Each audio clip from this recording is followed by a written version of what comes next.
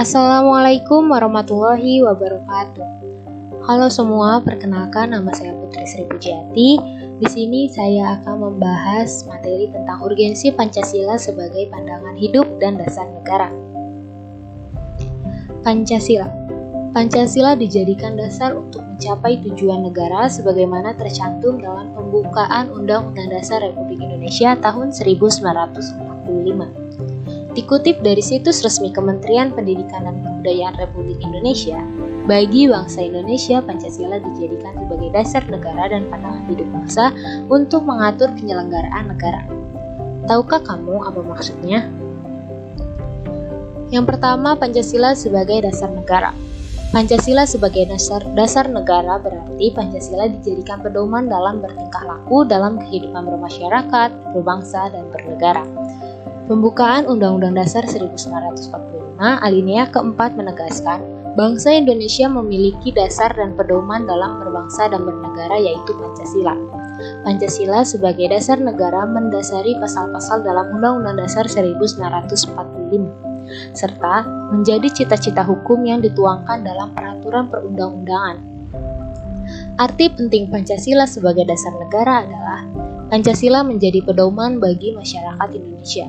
Nilai-nilai dalam Pancasila adalah nilai yang mendasar untuk dijadikan pedoman peraturan dan dasar dari norma-norma hukum yang berlaku di Indonesia. Demikian juga dalam pandangan hidup, Pancasila sebagai dasar negara sudah tertuang dalam setiap sila Pancasila. Pancasila merupakan satu kesatuan yang bulat dan saling memiliki keterkaitan antar sila. Sila ketuhanan yang Maha Esa adalah sila pertama dan utama yang mendasari keempat sila lainnya. Begitu juga sila kedua, ketiga, keempat, dan kelima. Semua sila-sila tersebut saling bersinergi dan membentuk satu kesatuan sehingga bangsa Indonesia ini tetap berdiri kokoh seperti harapan pejuang para pendiri negara terdahulu. Adapun makna-makna dari Pancasila sebagai dasar negara. Yang pertama, makna sila pertama, ketuhanan yang Maha Esa. Maknanya yang pertama adalah pengakuan eksistensi Tuhan yang Maha Esa. Yang kedua, negara mengakui keberadaan agama yang berketuhanan dan membebaskan penduduk untuk memilih agamanya. Yang ketiga, negara menjamin penduduk untuk beribadah sesuai agamanya masing-masing. Yang keempat, kehidupan sosial berlangsung dengan terjaganya kehidupan beragama. Yang kelima, toleransi antara pemeluk agama terjaga. Dan yang keenam, negara hadir ketika timbul konflik antar agama. Yang kedua, makna sila kedua, kemanusiaan yang adil dan beradab. Yang pertama ada setiap manusia Indonesia mengakui dan menghormati adanya martabat manusia lain. Yang kedua, memanusiakan manusia dan melihat manusia lain sebagai makhluk Tuhan. Yang ketiga, menjunjung tinggi prinsip keadilan dalam berhubungan dengan manusia lain. Yang keempat, menerapkan perilaku yang beradab. Yang kelima, menjaga adab dan sopan santun dalam berhubungan sosial. Makna yang ketiga dari sila ketiga Persatuan Indonesia adalah yang pertama, setiap manusia Indonesia cinta tanah airnya. Yang kedua, memiliki jiwa nasionalisme dan patriotisme. Yang ketiga, bersikap dan bertindak dengan tetap menjaga persatuan dan kesatuan bangsa. Yang keempat, anti rasis dan anti diskriminasi. Yang kelima, menjunjung tinggi rasa persaudaraan setanah air. Dan yang keenam, ada kemampuan kaki melangkah dimanapun tubuh berada, jiwanya tetap merah putih. Makna yang keempat dari sila keempat, kerakyatan yang dipimpin oleh hikmat kebijaksanaan dalam permusyawaratan perwakilan. Yang pertama ada bersikap pro-dialog, pro-musyawarah, dan pro-demokrasi. Yang kedua, anti kekerasan dalam menyelesaikan masalah atau konflik. Yang ketiga, mengambil keputusan dengan musyawarah mufakat. Yang keempat, selalu mengambil kebijaksanaan di atas persengketaan atau perbedaan pendapat. Yang kelima, musyawarah dilandasi dengan kejujuran bersama. Makna yang terakhir, makna sila kelima, keadilan sosial bagi seluruh rakyat Indonesia. Yang pertama ada pemerataan kemakmuran bagi seluruh rakyat Indonesia. Yang kedua, kebijaksanaan berorientasi pada pengurangan kesenjangan masyarakat. Yang ketiga, redistribusi kekayaan secara adil kepada masyarakat banyak. Yang keempat, negara berpihak pada mayoritas rakyat jelata yang lemah. Yang kelima, Negara melindungi setiap warga negara untuk mendapat penghidupan yang layak.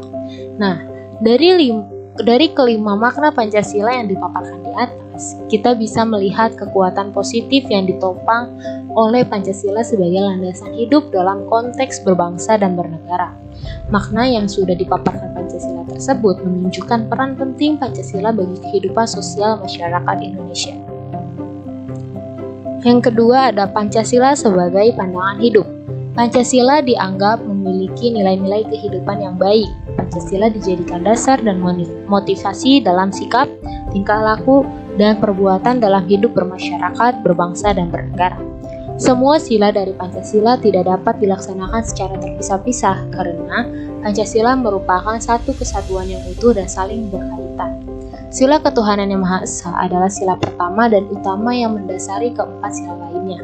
Dalam 4 pilar kehidupan berbangsa bernegara pada tahun 2012, karya Jim Lee Ashidik, dorongan keimanan dan ketakwaan terhadap Tuhan yang Maha Esa menentukan kualitas dan derajat kemanusiaan seseorang di antara sesama manusia, sehingga peri kehidupan bermasyarakat dan bernegara dapat tumbuh sehat dalam struktur kehidupan yang adil.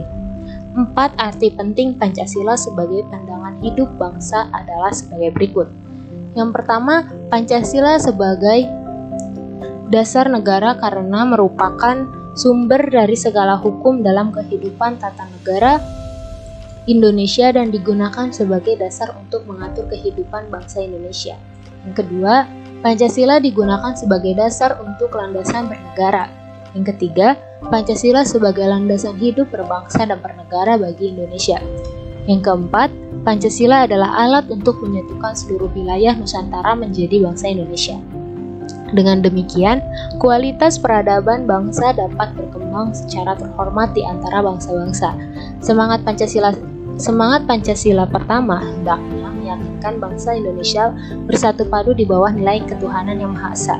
Perbedaan-perbedaan di antara sesama warga negara Indonesia tidak perlu diseragamkan, melainkan dihayati sebagai kekayaan bersama yang wajib disyukuri.